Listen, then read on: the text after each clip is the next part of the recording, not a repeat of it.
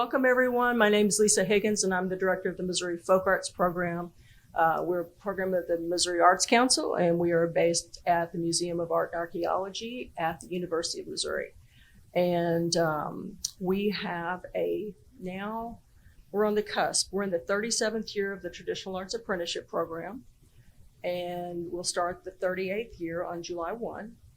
And Cathy Marriott is here with me, and she is someone who has been both an apprentice and a master artist. And this is a newer part of the project where we're trying to interview people.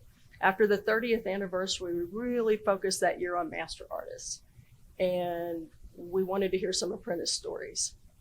Apprentices, not all of them, can be hard to find because they grow up, they get married, they go to college, they move away, and we don't always have addresses for them. But master artists tend to stay more in the same place. So we thought we had like 18 to 20 previous apprentices who had gone on to become master artists. So we thought we would do these live oral histories and collect them. And we've been doing it since 2017. So this is our latest one. We're happy to have it here at the West Plains Old Time Music Ozark Heritage Festival. And to give you the opportunity and meet up with you again. We haven't seen each other in a little while, but happy to connect with you. And we've been sitting here chatting during the sound checks and everything. And so we've kind of covered it all, but for posterity, we're going to cover it again. We have 6 questions. They're the exact same questions except for the art form and the names change. So what may seem like a silly question to you, like the first one, isn't necessarily a silly question for some people who come to this later in life. So we'll go ahead and get started. And just know that in 1988, you were in an apprenticeship with several other kids. And your mother, Edna Mae Davis, was the master artist. And she did a few of these, right? A few apprenticeships, she led them. And she was involved with with the festival here at West Plains. She came to the Big Muddy Festival in Boonville for us a few times, came to Bethel. You all would go to Bethel, Fiddle Camp, and any number of things, right? Any number of things. Later on, so we're going to talk about then and now, Apprentice Journeys is the name of this. So later on in 1996 and then in 2008, you've done 2 apprenticeships that you've led as the master artist yourself. Yes. Okay. So here's the first question, which we think is kind of silly for Cathy. What motivated you to learn square and jig dancing and calling? Did you know my mother? I did, which is why I say it's a silly question, That was right? a silly question. I was born into a dancing family. That was what we did on Saturday nights. And that was what my mother and her siblings grew up doing on Saturday nights. They loved music, they loved dancing, and that was just what we did. And so that was what I grew up doing too. I was telling you earlier that so many of the dancers that we work with in the apprenticeship program talk about the fact that they learned to dance when they learned to walk, not very long after. And I know I've read your applications. I've read your daughter was one of your apprentices. I've gone back and reread what she wrote in her application as the apprentice, and I've gone back and read your mom's applications. And almost all of you are like, I was 3 years old, I was 5 years old when I learned to do this. Dancing, standing on the top of somebody else's shoes while they 2-stepped or, or waltzed or, or being carried. I carried Jody through many a set. Right. It's kind of hard to dance a set when you got a kid hanging on your hip, but we did it. Right. Because that's and just for what you do. generations. For generations, yeah. And even before you and your mom, I gather this also was something that she learned as well that came down. Yes. Yeah. The stories that she would tell and my aunt and uncle, would be that the neighbors would all get together and they would have a potluck, roll up the carpets and dance all night.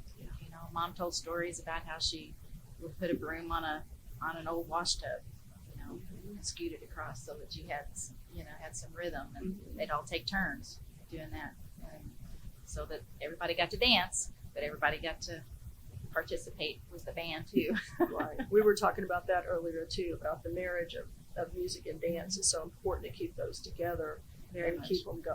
keep both sides of that going. Very much. And when you mention your aunt and your uncle, your Aunt Evelyn who's here, Yep. My and your Evelyn's Uncle here. Lawrence. My Uncle Lawrence, yep, who has passed away. Mhm. Yeah.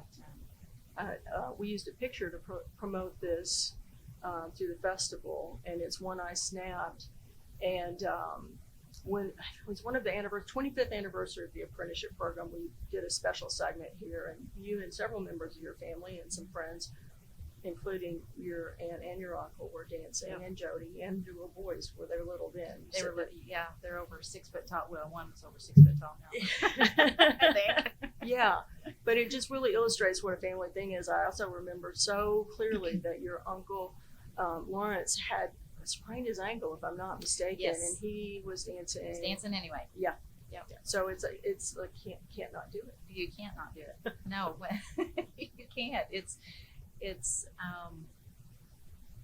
you can't even sit and not tap your foot. It's just in you. It's just in you. Let's back up a little bit and talk about this tradition, because your square and jig dancing and calling and Ava, very specifically Ava dancers, you all have t-shirts that I know you would come to events and that we had worked on, or that I'd see you at other events, and talk a little bit about the style, why it's maybe different than some others we might know if we think of square dancing or jig. Most of the population thinks when you say square dancing, they think of the choreographed set where everybody dances the same style, the same step at the same time throughout the set, and that everybody's doing the same thing. And the caller is generally within the set or outside the set, sorry. You have somebody up on a stage calling, and they're calling to a whole room of people. And so every set is doing exactly the same thing at the same time. And that's not what we do. Our caller is most generally is within the set itself. And you may have 8 to 10 sets on the floor all doing a different dance. And their feet are moving in freestyle, however they want to dance. Right. And it's just, I think most people, when they hear square dancing, they think the typical Western style, and that's not what Matching the outfits. matching outfits, and yeah. Now we might have had matching outfits, but most of the time our feet were Not matching. our feet were not matching. We were doing our own step in time with the music, and it might have, our set, the call for our set might have been completely different than what another set was doing. And then the jig I think is also something that's a little bit particular also to your family and your Ava in that area. The jig step probably for our family is probably a little unique for us, but with it, I think it's basic that it's pretty much the same. We don't buck dance, we don't flat foot. It is a more of a scoop toe heel, but you find that a lot. But being so close to Arkansas, you do find a lot more of the flat foot or the buck style, there. And we weren't clog dancers. We didn't all have the same exact step at the same time. So. One of the things that I always notice at the dances is you may have a square. You were saying this earlier, you cannot dance. And so I often see you can't, if it's too many people to be in that square, I see you and folks off to the side. Yeah, jig dancing.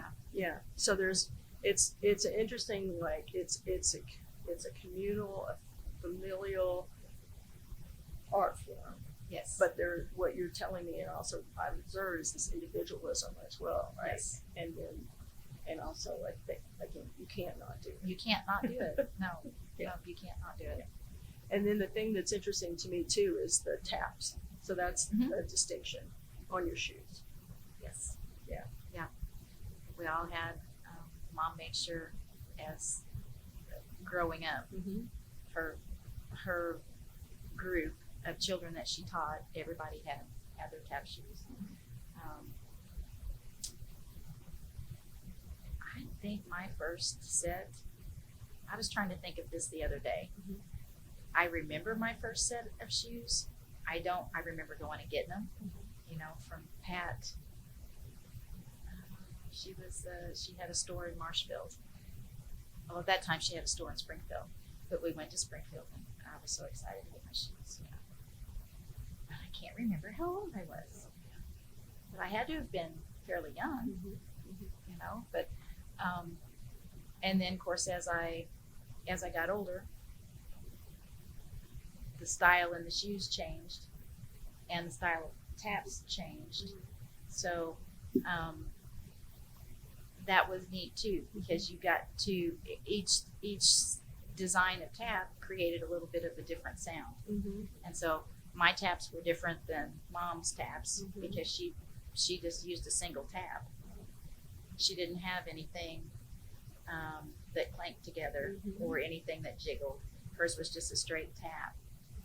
And whereas Uncle Lawrence's and mine, and I think Aunt Evelyn's too, all had well, mine started out, it had three little balls in the top of it, Mhm. and that jiggled. And then I moved to the plate taps, where you had a whole plate that, and I think that's probably the last set I had was plate taps. Okay. But see that now, something. But Mom's were always different. Mhm. Mom never had jiggly taps. I Great. think that was because she always liked to sneak up on us. She didn't want to be heard. Yeah. So That's good. All right, I'm going to go on to the next question. Okay, this is about your apprenticeship. So, Okay. I think we're pretty clear that your life was an apprenticeship. Yes. With your yeah, mom. you said 1988, and I was thinking I was a junior in high school. So yeah, there was a lot of dancing before I was Yeah. a junior in high school. Your mom started coming into the apprenticeship program pretty early on. 1988 is the third year of the apprenticeship program. And it isn't and it hasn't been unusual in dance for there to be more than one apprentice. Mhm. Sometimes there's a couple that are, maybe a couple that are the official apprentices, but I know with your mom that she would have several, but you were definitely one of the ones that was listed in 1988 as an official apprentice. Yeah. So can you think back, you said you were a junior in high school, Mhm. can you think back to that time and like what that was like for those of us who weren't there, that made it different, her teaching in that situation? Probably because I was already dancing. Mm-hmm. I was more of like a lead apprentice, Mm-hmm. where she could take the set and teach the set and what we were supposed to be doing, but she relied heavily on me Mhm. to, while she's on this side of the set, I'm on this side of the set, making sure that everybody's going the right direction. So I was a hands-on apprentice, Mhm. because she relied on me to catch them if they were going the wrong way, or, And that's definitely something that we've moved. I like the notion of that lead apprentice that we've moved toward, is the idea that the apprentices, back then with the way funding was and the length of the apprenticeships and stuff, they could, well, the first year there were 10 apprenticeships, but in some other years when they had more staff and they had, relatively speaking, in back then money, they got 20 apprenticeships, right? And we're doing 6 to 10 right now. But there's more events and documentation and stuff. But when we're thinking is, and even in the application now, it says that the apprentice is an intermediate level and not a beginner. Not a beginner. And so that's exactly where you were at that time. Yeah, cool. Okay. What do you think was the most, that's the second part of it. What's the most important thing that you learned and the apprenticeship. And if you want to break out of that year and think about the past or even after that in terms of teaching. In terms of teaching, probably, oh gosh, there's so much. Yeah. There really is. Because any good teacher is going to learn what to do and what not to do. And that's my mother, and I love her. But, you know, you learn how to do things and how not to do things, which is important. But Mom always recognized her musicians. Always. And I think that was probably because, sorry, It's okay. I'm with you.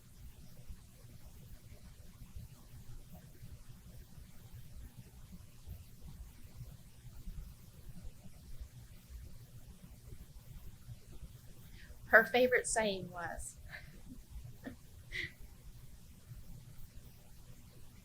we're dancers and we have nothing without musicians. So you are good to them, you feed them, you pay them,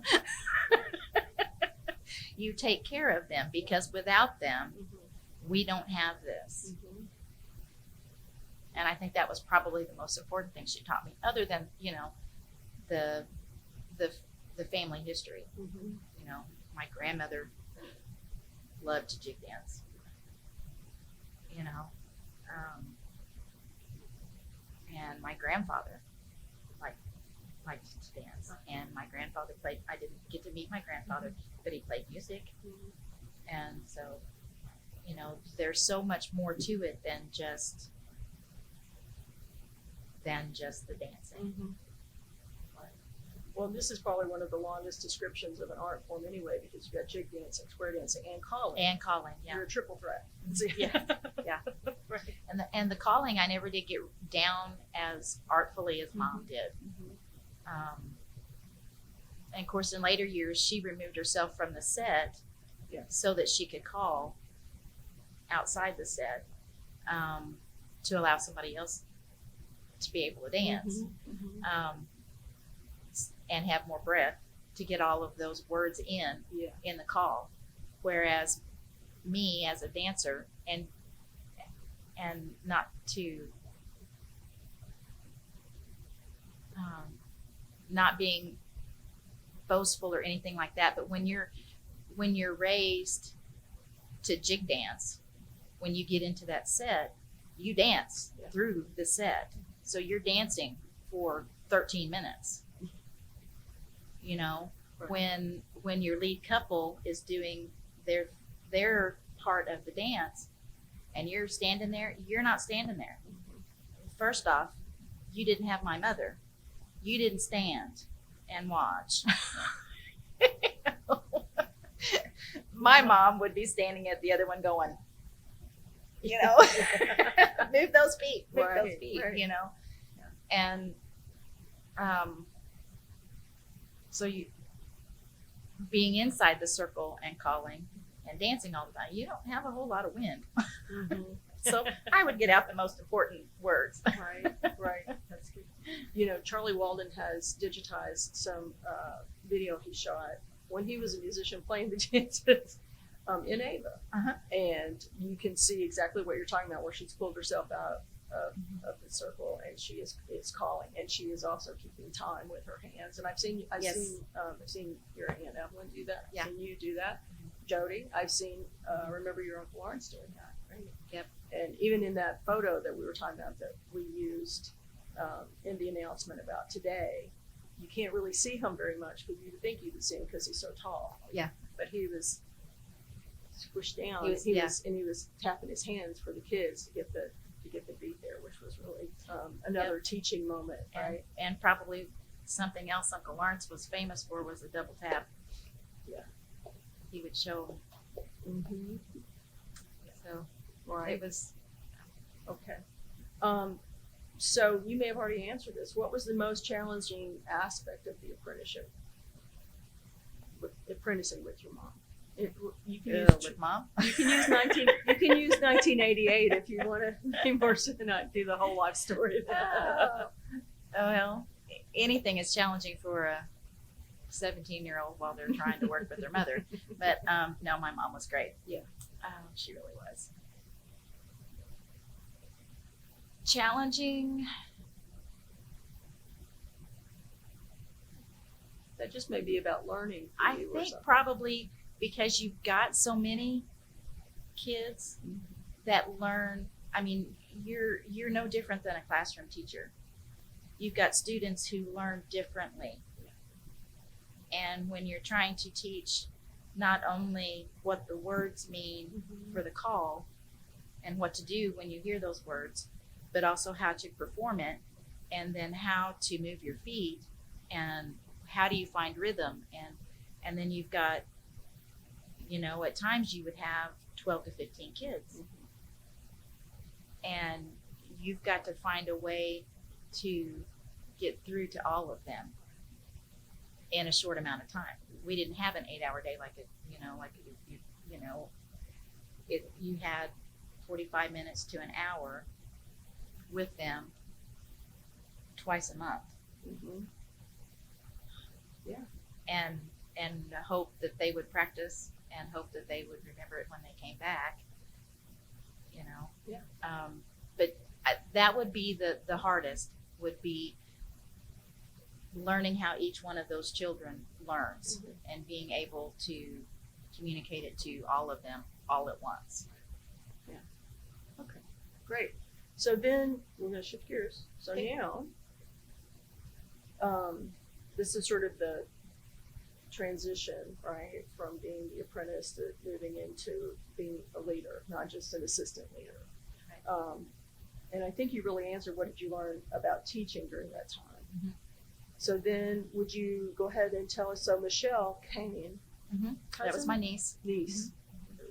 So you taught her in 1996. Yes. And then Jody, your daughter, in 2008. Yeah. What was different when you were the teacher, right? What do you think is the most important thing you taught them? You can talk separately, or about each one, or there's a little bit of a time, 1996 to 2008. That's it. Yeah. A lot of years.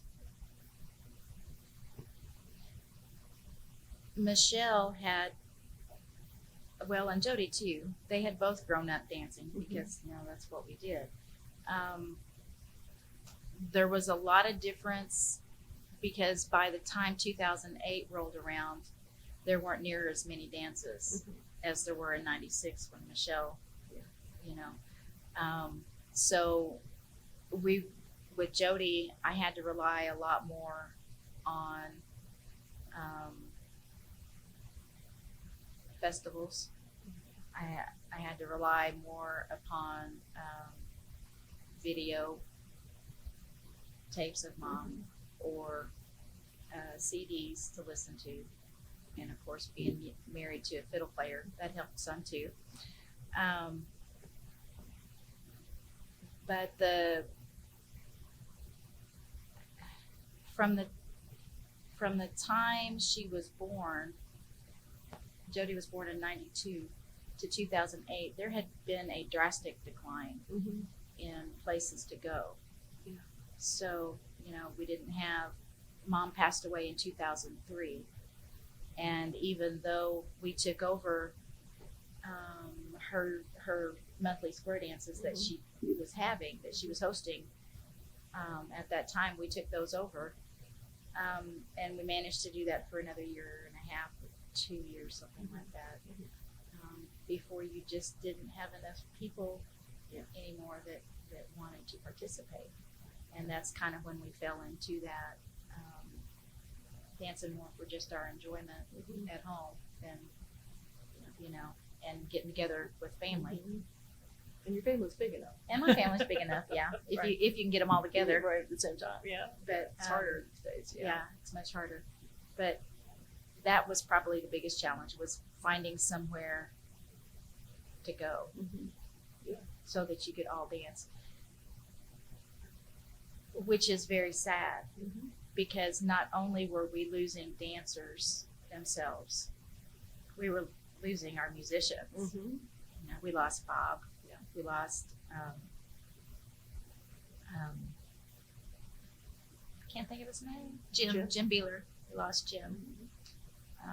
And then H.K. Sylvie Mhm. had his strokes, Mm-hmm. and he wasn't able to play. Right. And you know, and then the younger crowd that we had playing at that time wanted to play 160 beats a minute.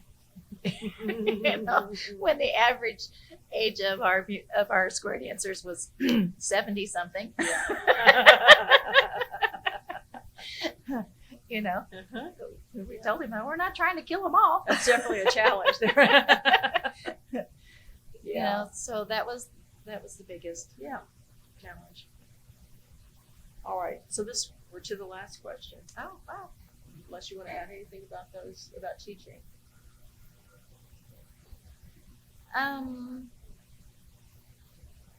I think as with any art Mm-hmm.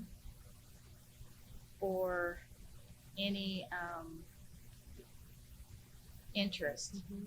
that a child or even an adult has in learning something, this day and age is so different than it was in 1988.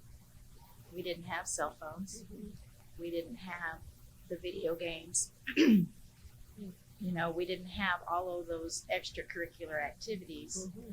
that divide kids' time so much that they've only got 15 minutes here or 15 minutes there, or I can only do this once a month, or hey, wait, I've got ball games all summer, so I can't do music.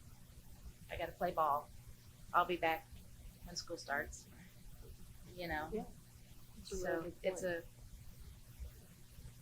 a hard find in that balance, unless you do have those kids that are totally devoted and Mm-hmm. don't play Right. ball. All right, so the last question is really about, it kind of gets to the theme of this, which it says then and now. So can you tell us sort of what that relationship between the master artist and the apprentice, what did it mean to you then, and kind of what does it mean to you now? And I know you haven't taught, in the apprenticeship program in a while, but It's been a while. That didn't stop the teaching, though. Not being inside the apprenticeship program did not stop absolutely. teaching. Mm-hmm. We did that everywhere we went. Still, Mm-hmm. if somebody walks up and says, "Hey, teach me how to waltz," or whatever. Sure. Yeah.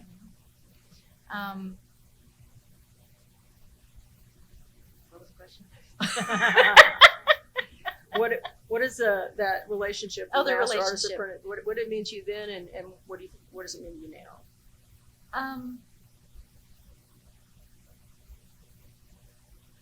If you can get somebody to stop whatever is distracting them or whatever's got their interest long enough that you can convey to them that, hey, there's a little history here, Mm-hmm. you can usually get their attention for a while, which is pretty neat. Because they don't teach any of this in school. It's just not there like it was Mm-hmm. 30 years ago, which is sad. It's very sad. When I was growing up, we were teaching in the schools. We did a lot. Now you might go and do a demonstration once in a while, but there's no teaching. And they don't encourage you to have that any kind of contact, which is sad. So I think the forming the bond between you and an apprentice is lifelong, even if they're not your child Mm-hmm. or your niece or someone in your family. It's still a lifelong bond. You're always going to have that connection, which is really cool. But it's that passing along of something that was part of your family and part of your history, not just your history, but if you're from this area, it's part of your history too. So, it's just really cool to be able to show them, tell them a story. we thank you for your, dedication to it. Thank you. Whether you're in the apprenticeship program or not, you're teaching here or doing the contest and working with your family and going, and demonstrating or whatever. We really appreciate it, and to know about it and to be able to tell other people about it, even if we're not from this area. It's still a Missouri goodness story. Well, if it hadn't been for my family sticking with it, Mhm. I mean, I wouldn't have the love I have for it. Right. I'm going to check the time. Okay. Which is 12:39. Oh, wow. We've whipped right through that. Now, so here's the cool thing. We do have time for some questions, and Kathleen actually got another mic, so we can open it up for questions, or we can open it up and ask your Aunt Evelyn if she wants to share any stories or expand on or correct anything you said.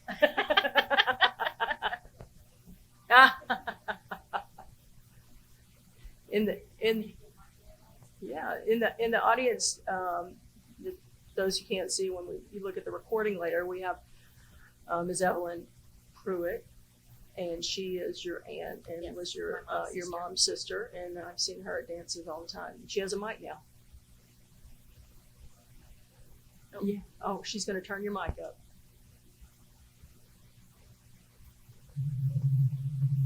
Hello. Oh, yeah. There we are. Perfect. Okay, you were talking about my brother dancing with a sprained ankle. Twice that I remember. I lived in Topeka, Kansas, and I was coming down for the weekend for a dance. And I stubbed my little toe on the bookcase trying to get ready. And I came anyway. And I went home with a foot that big and black. But I danced all night. Mhm. I remember that. Yeah. Yeah, I'm sure you do.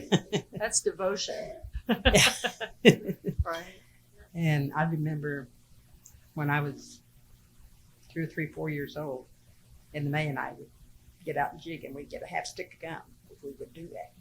So we always did it because we wanted that gum. I never And- got no half stick of gum.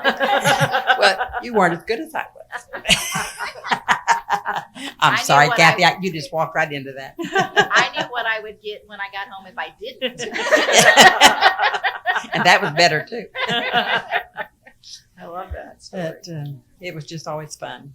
You said your Aunt May. So was your sister named after her? No, Edna Mae, my sister. Oh, okay. Edna Mae. Yeah, Edna Mae. Thank you. Yeah, that's we would dance with. Oh, yeah. So, and like I said, I was probably maybe 3 or 4 years old at the time, and I've danced ever since. Yeah. And my dad used to take a broom and take the handle and do bass on the floor. Mm-hmm. He always helped with the music that way. Made a little bass with just the broom on the floor. Just a broom on the floor, no tub or anything. No tub or anything. And he played Okay. bass. Okay. And he was really good at it. Huh. And he also played the accordion. So. Oh, I was at an accordion workshop yesterday. We're talking. Oh, about, really? Yeah. Yeah. Okay. Oh, he loved the silver, gold slippers. He used to love to play that song. Mm-hmm. So we've just always danced, and Yeah. my daughter dances, and so it's still passing down. Yeah. And then here's. Oh, Right Jody. next door Right. here. Come on, Jody. Jody. And I have to tell you, yeah. stories about Jody is that, Jody was like really, really, in fact, I have video that I need to show you. When the festival started and she was dancing up a storm, we just got so tickled by her. And then Jody, what's your last name now? Jody was Pearson. It's Pearson. Pearson. Okay, Pearson. Now she has how many children? 5 children. And all of her kids compete in the jig dance competition. How old was your youngest when he started? 5. Okay, you turn. They were probably 3 or 4 when they, now I can't convince them. They're all stage fright, but so Mhm. it is. Yeah. Right. Yeah. And actually, I just remembered, I think Stephen was part of Mom. He was. He was not an official apprentice, but he was part of our jig I- dance I team. was a friend of an apprentice. Yes, who got dragged I to got a lot dragged, of things. yes. Okay. Including how to learning how. Yeah. Well, yes, because he was friends with my nephew Mark. Uh-huh. And he was so- one of the apprentices. Yeah, He Mark was- Kane, right? Yeah. Yes, Mark was with the apprentices. So, you know, if you were a friend of Mark's, it didn't make any difference to my mom. You had to learn how to square dance. If you were gonna go. Well, and especially if you were a guy. We never had enough men. So That's good. Well, they say too, the apprentices, Bob Holt's apprentices always would say, and Bob would write in his application, kind of the inverse of that, which is if you learn fiddle from him, you also had to learn to dance. You didn't have to be very good at it, but you did have to dance Yeah. during the apprenticeship. So you knew, because you were playing for the dancers. Bob always Yes. said his music wasn't music without dancers. Say that again? Bob always said his music wasn't music without dancers. So that's exactly the opposite of what your and also the exact Same same thing, thing yeah. that your mom said, right? Yeah. yeah, I can remember him getting pretty upset if I decided that I need to go outside and run around instead of standing outside the set and jig dancing. Growing up, he'd always give me this look. He always sat with his elbow on his knee while he played, and by golly, that man could give you 1,000-yard stare while he played 140 beats a minute as you tried to sneak out the door. He'd give it to you, and I'd just duck my head and come back in because there was no point. Until he put it down to go get a drink, there was no point in walking out that door. I was going to get a look. Yeah. And too bad there wasn't half stick gum. I know. Nobody ever gave me a half stick gum either. We took you to McDonald's. You got Sundays. I always fell asleep, though.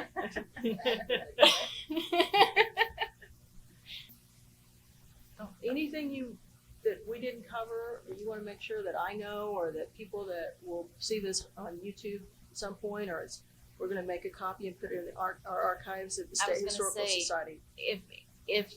If you come across something that you want to learn, what better time?